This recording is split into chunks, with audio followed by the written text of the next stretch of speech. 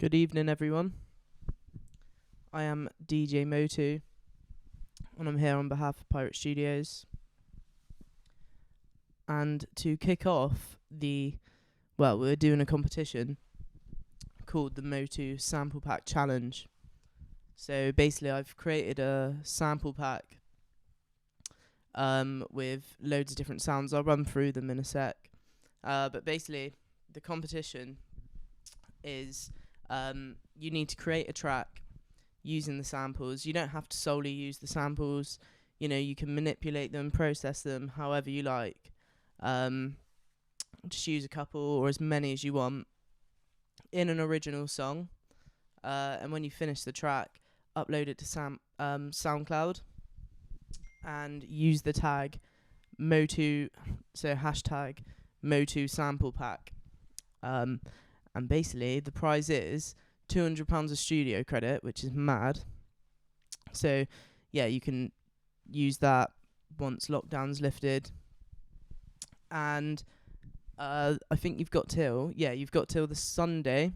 So this Sunday coming 5 p.m. to get your tracks in. The winner's announced by myself on the Pirate Studios Instagram on Monday, which would be 13th. So the winner will be announced then. So you can download the sample pack. It's in the description of this live stream. And just to kick off the competition, I'm going to do a little live production session. So I'm just going to make a tune with a load of samples here, just so I can show you a few little tricks and just talk you through a couple of things on Logic, and just so you can kind of get a taste for the samples properly, just see what you can do with them. So I'm going to run through the samples that we got. So the 808s. Rumbler.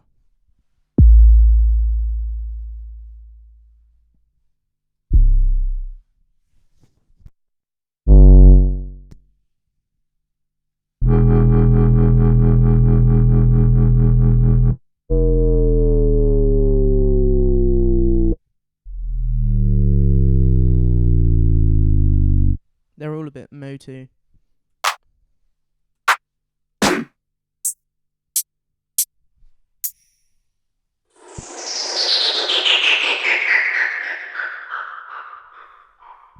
Some effect.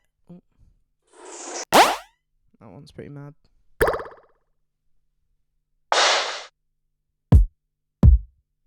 Some kicks. Just a little pad. Got in a couple different beats per minute.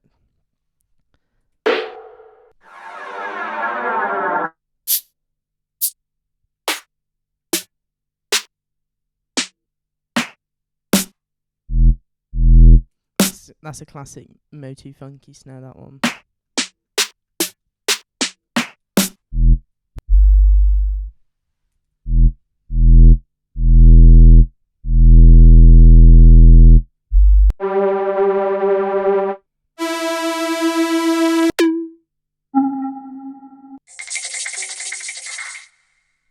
So that's the sample pack right there. I'm just gonna get some of these samples. It's mostly gonna be just me dragging some of these samples on, seeing what I can do with it. And yeah, so I'm gonna set a timer and see what I can do. Let's see what I can do, like a basic tune in. I'm gonna give myself 50 minutes. I'm gonna start the timer, and we'll see what I can come up with by the end of it. Hopefully it's not awful, because that would be embarrassing. So I'm going to start the timer now.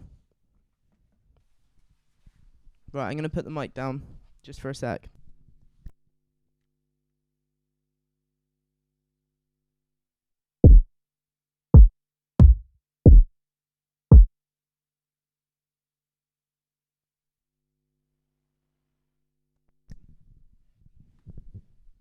think I'm going to go for like a 130 beats per minute tune.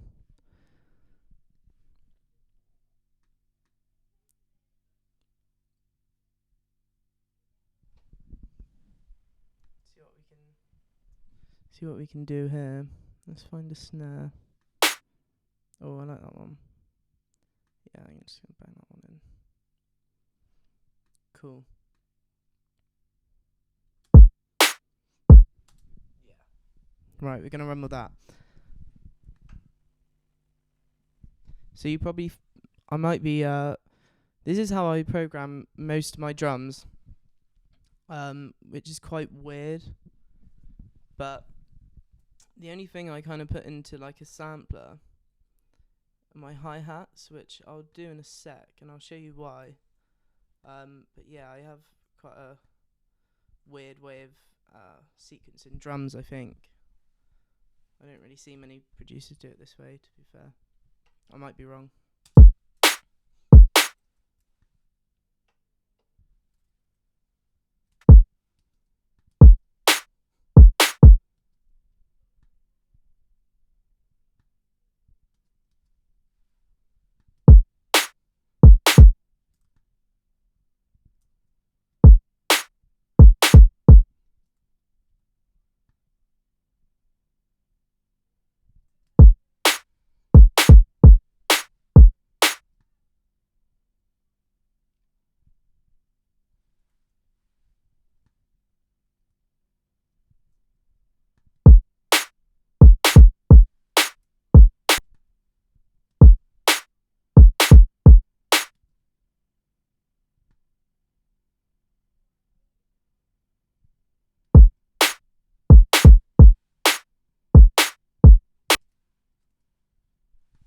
Yeah, I'm just going to go with that.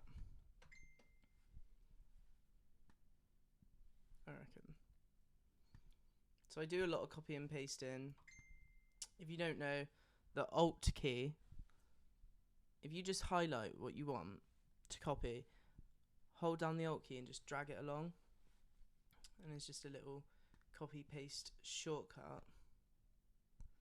So I'm going to go with that for now. Right. Let's get some hi-hats in there. So with my hi-hats, I just open up like a little EXS24 sampler, and then I'll find out some hi-hats that I like on the sample pack. So let's see. That one's good.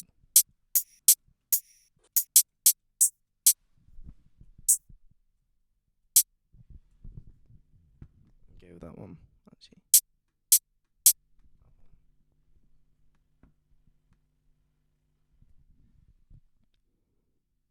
I always put my key on the C2 button because for some reason I haven't actually got a MIDI keyboard and I use my laptop computer.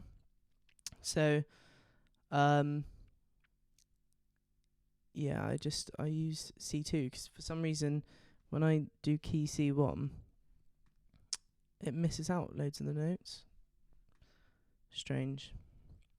Let's save that. Hat pirate. Pirate hat would have made more sense, but... Right, so now I can enter my hats in MIDI form.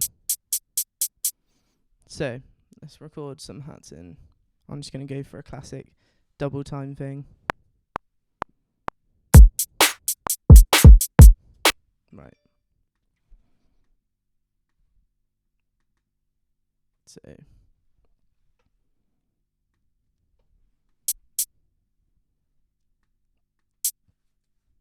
So with my hats, I like to keep things tidy. MIDI transform can do that for you. What I always do, just so I know what's going on, and I haven't got like loads of different long notes everywhere, I always do like fixed note length on hats, unless obviously you want a longer hat or a shorter hat. I am going to sequence it. I'm going to quantize it, sorry. Just to get everything in order. Right. That's cool. I mean, if you want, what you can do is like you can get a bit of swing on the hat, so like that. If you have no swing, so we'll get a bit of swing on there. And then another way you can make it sound kind of like more human. What I'm gonna do?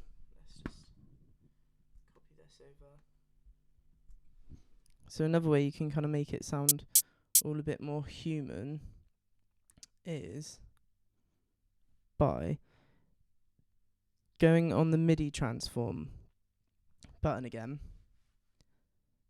and going on random velocity. So what this does, it literally just randomizes the velocity that the hats are played at. So, because obviously a drummer's not going to hit a hat at the same like volume every single kind of hit. So you can kind of get your hat sound a little bit more natural by doing that. And then what it does, it will basically just randomly give each hat a different velocity between 110 and 127. So, right. Let's get this all down, because we're redlining. If you ain't redlining, you ain't headlining.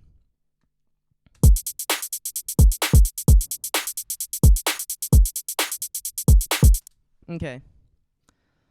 Let's get some other hats in there. Got some shakers.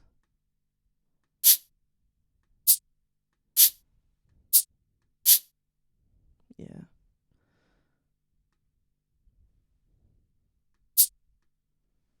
Let's get that in there. It's really hard to produce with a microphone in my hand as well. Let's go for that one. Right.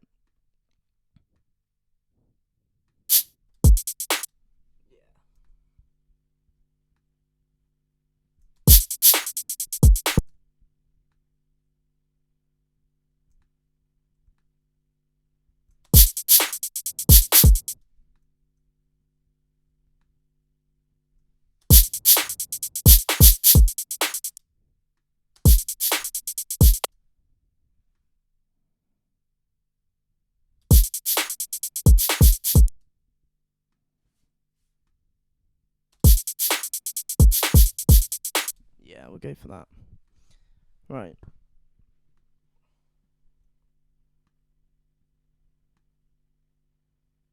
Get that in there. What else we got? Any other hat? Yeah, we'll get that in too. Yeah, it's a nice long hat.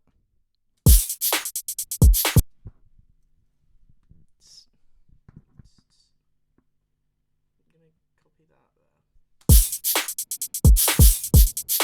Yeah, that sounds alright.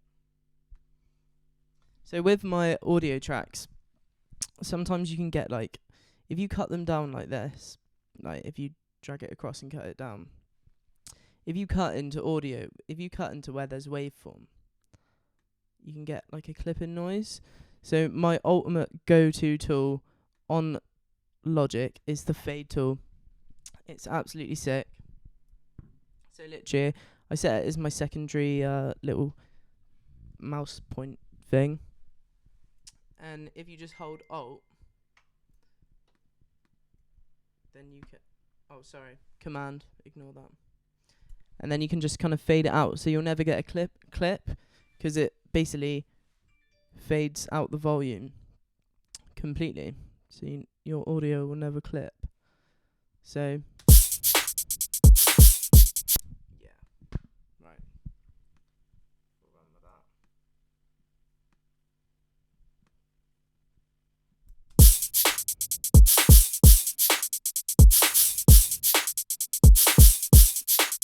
Right, okay.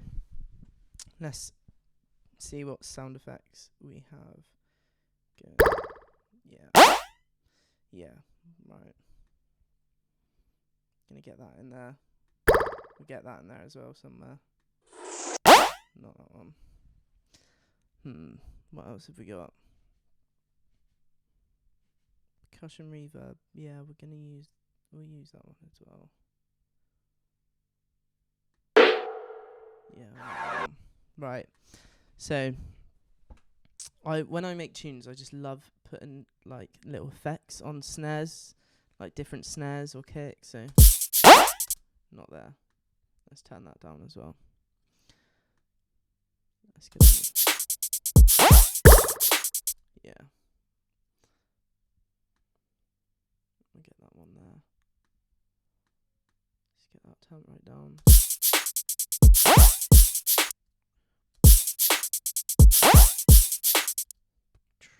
Yeah. Right. This is a lovely little thing you can do to give your snares a bit of like variation. So on the snare channel, I'll route it through a bus, and then on the bus, I love the tape delay that Logic has. I think it's sick. And take the delay time right down and get the feedback right up. That might be a bit too much, but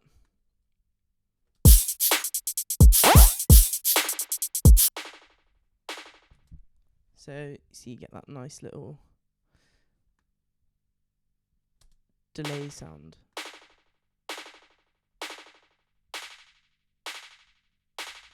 I can cut off the low end there. So what I do, I'm not gonna have that on every snare, but what I can do is on the automation, I can get the send, the aux that so the tape delay on the bus. Here's the volume of the bus, and what I can just do is like say every kind of fourth snare, and just add a bit of oomph to it. So let's see what it sounds like. Yeah, nice. So I'm going to get that on this one as well. Let's do that. Get that there. And boom. That just gives our snare like a bit of variety. Yeah, nice. Right, let's get that right down. And one tip that I was always told was make sure you always mix